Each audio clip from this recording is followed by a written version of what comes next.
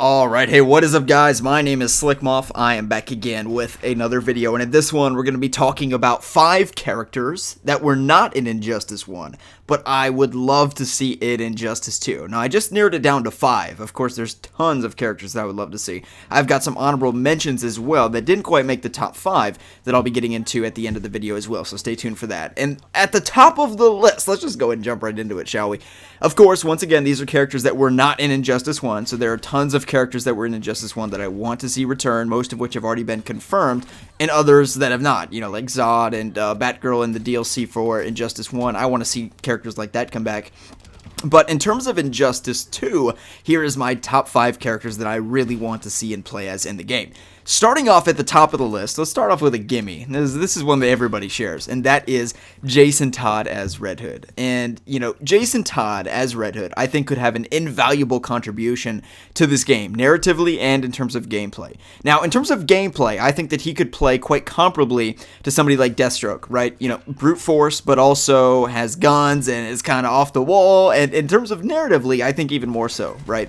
Because Jason Todd, he plays by his own rules. He does what he wants to do. He doesn't play by Batman's moral code that he believes is, you know, bullshit, basically.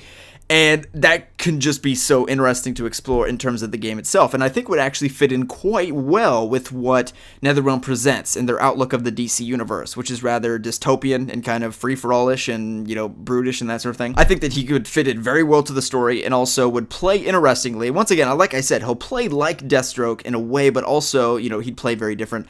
And in terms of customization, I mean, yeah, purple hood, you know, orange hood. You just can't get past how cool that would be to make Red Hood look all purple and bright purple or something like that. I don't know. I think that that could be very cool as well. So that's number 1 on my list. Again, an easy gimme. Everybody's been saying that. And in terms of, you know, Injustice characters, Bat Family Injustice characters, we've got Batman coming back.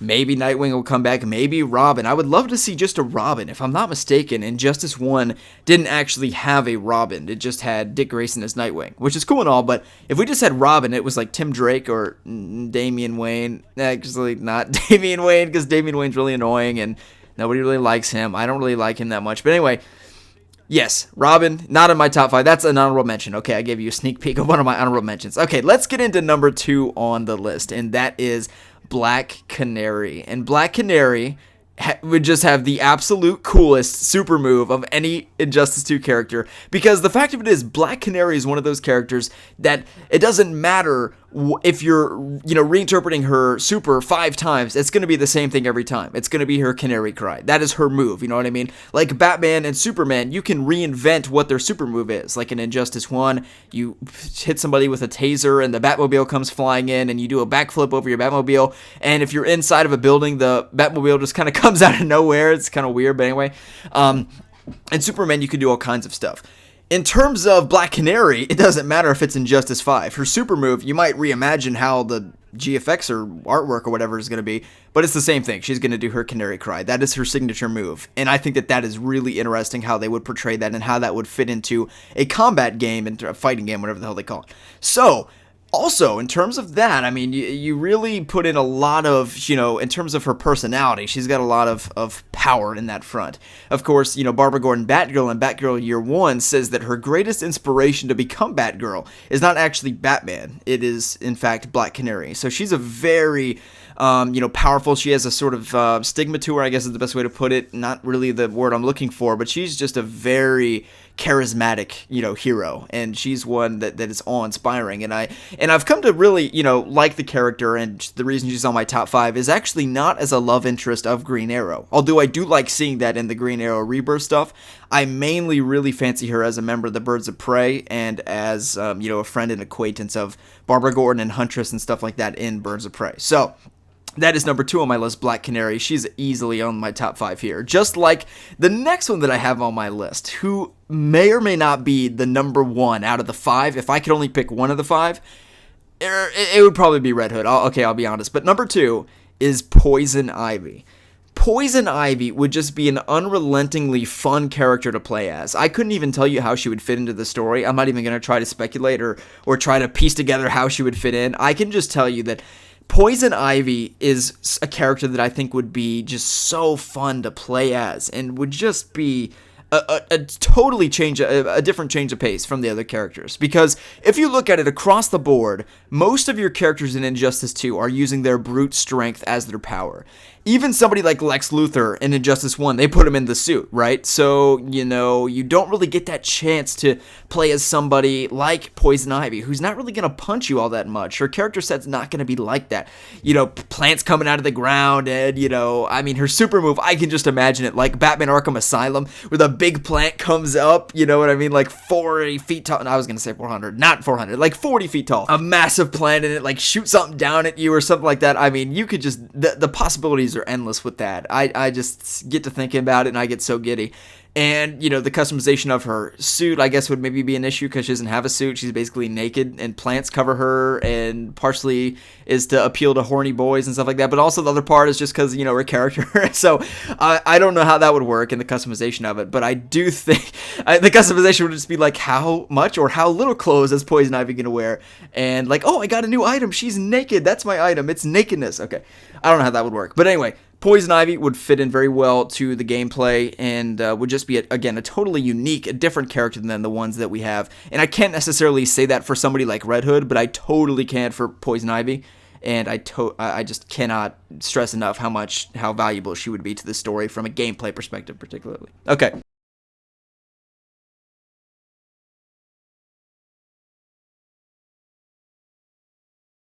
And now here to my fifth and final character that was not in Injustice 1 that I would love to see in Injustice 2, and that is Katana. Yes, the Suicide Squad member, also the Birds of Prey member in the New 52. She really works her way around a lot of different teams and is just an incredibly intriguing character from her origin and also her skill set with her sword. I think that you can create an insanely cool super or ultra move with that sword, and of course, the little taunt that they do at the end, you could basically suck up the soul of whoever she was playing against, and that could, I don't know, you could see the soul reflection in her sword or something like that. That's not really how the sword works, but for the sake of the Injustice 2 taunt once you win, she could do a little one-liner and stuff like that. She's just a really badass character that, again, has really grown on me, not because of her ties to any particular character, but more so her involvement in the team of the Birds of Prey in the New 52, which I really enjoyed reading her as.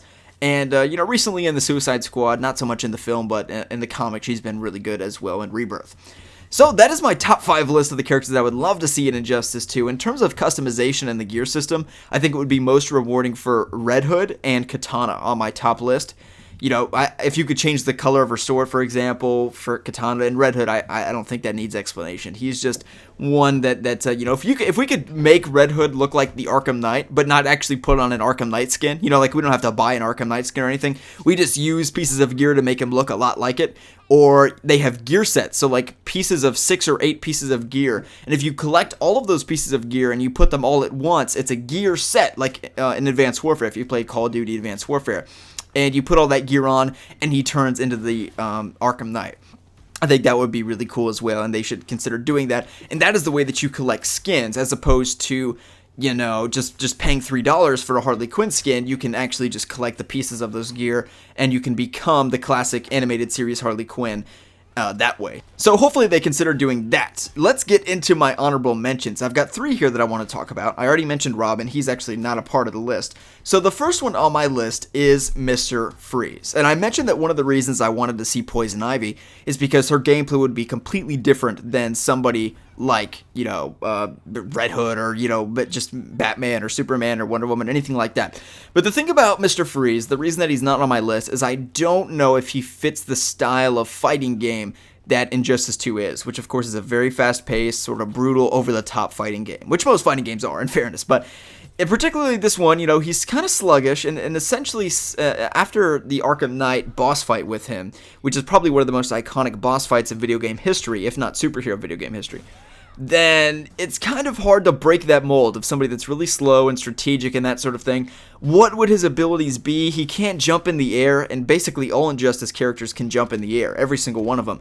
Mr. Freeze can't do, his suit is so heavy, he walks so slow, he's just kind of a slowpoke. He shoots stuff at you sometimes he doesn't, sometimes he just tries to mindfuck you, How would that work in a fighting game? I don't know. So that's why I excluded him off the list, because I just don't have a good reason. I don't have any good suggestions as to how he would fit into the game. Okay, so the next on my list is one that I actually had on my top 5 initially, and then after some little bit more thought, I did pull her off, but I think that she would be awesome in the game, and that is Mera. Now, Mera is the wife of Aquaman, of course, and she is one that has a comparable skill set and ability set as Aquaman. So she has resistance to bullets. Aquaman actually can take bullets just like Superman can. He's pretty much the same in that sense. Not exactly. I mean, they're it's a little bit different, but if you shoot a bullet at Aquaman, it's probably going to come back at you in most stories and in most interpretations of the character.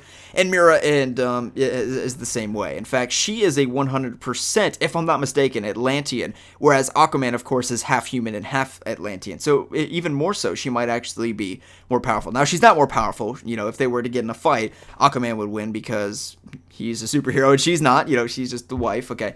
But I would love to see her in the game. We've seen her fight a good bit in the New 52. In Jeff Johns' run, she was doing a little bit more of that. In Rebirth, not so much, but I've been, really enjoying her presence in Rebirth. And that Aquaman series in Rebirth is freaking stellar. So if you're not reading it, you really, really should. And again, she doesn't fight in it, so that's not the reason she's on my list here. Because a particular scene that I read in the comics makes me want to think that she would work really well in the game. And that's why I ultimately pulled her off the list, because it would be challenging to differentiate her skill set differently than Aquaman. What does she do different? And it's sort of the same reason, like why you wouldn't include another Amazonian. When you have Wonder Woman, they all fight the same, just about. So, that's one thing to keep in mind in terms of these characters, that you want them to be distinct and feel different. Otherwise, there's not really a point in including them, okay? So that's why I pulled Mera off my top 5, but she's definitely a contender for that, and I would love to see her in the game. Wouldn't complain for a second. Now, finally on my list, I've actually got a villain. I'm looking on my list here. I actually have a good amount of villains on here, and actually some ambiguous characters like Red Hood and Katana, I guess, is a villain in the Suicide. Not really, though. She's really not, but anyway, Red Hood definitely ambiguous in that sense. Poison Ivy. Anyway, I've got another villain on here, and that is Abracadabra, who is traditionally a villain, if I'm not mistaken. In Rebirth, he's a Teen Titans villain, or I guess just a Titans villain, they're calling him now. But I've usually seen him as a villain for other speedsters, and that includes like the Flash, Wally West, and Barry Allen, I'm pretty certain. And you can look up some pretty funny pictures I was before making this video from like the 80s of Abracadabra to collect my pictures for, all the characters. And he looks pretty goofy in some of these, he just looks like a magician, okay? But in the Titans run of the new, I was going to say the New 52, of Rebirth, you can see him as a villain, just sort of easing his way in there as a villain in the Titans book, which is only monthly, unfortunately. And we can see him in there. He's just badass, man. He is so cool. And once again, sort of the same reason as Poison Ivy that I included her, I think that he would have a totally different skill set as somebody like, Batman or Aquaman or Superman, Wonder Woman, that sort of thing. They're just a totally different skill set. Of course, you've got literal frickin' magic in the mix with Abracadabra, thus the name, okay? He's a magician, basically. So that's really, really interesting in how that would play in. Again, I pulled him off the list ultimately because I don't know if they can pull it off, and furthermore, he's not popular enough. People don't know him, okay? And with games like this, you want to, appease, or not appease, that's not the right word. You want to please as many people as possible. And if you, sort of pull in a character that fans aren't really in love with, again, I'll bring back Ares. Who really got excited when Ares was, in Injustice 2? I'm not trying to bash you if you're an Ares fan. I'm just saying that it's, if we have to pick between Ares and Black Canary, I don't know many people that would pick Ares. That being said, I wouldn't be disappointed if Ares comes back, but if I have to choose between Red Hood and Ares, I'm picking Red Hood, and 99% of you guys watching are as well. So that's sort of my reasoning for not including Abracadabra, because he's just not that well known in terms of villains, and he probably won't end up in the game. But Mr. Freeze, I think I could see him in the game. It's reasonable to assume that he could end up in the game, and they sort of stretch his power set a little bit. You're like, okay, yeah, even though your suit is 400 pounds, let's just say you can jump in the air. Let's just make that assumption, and we would all go along with it. I don't think anybody would nitpick. I certainly wouldn't, and I'm a nitpicker, but I would not nitpick in that instance, because I would just be so happy to see Mr. Freeze in there. Okay, guys, I hope you all have enjoyed the video, and if you did, feel free to give it a thumbs up. Those are my top 5 characters and a few others that I would love to see in Injustice 2 that were not in Injustice 1. Let me know what you thought about this video in the comment section below. My name is Slikk. Like the video if you enjoyed, follow me on Twitter, link in the description below, and subscribe for all Injustice 2 news, theory, speculation, and more. Once again, my name is Slikk. We'll see you in the next one. This is Batman. Stay connected to Slikk on Instagram, Twitter, and Google+. Also, subscribe to his YouTube channel for all the latest reviews, discussions, breakdowns, and reactions.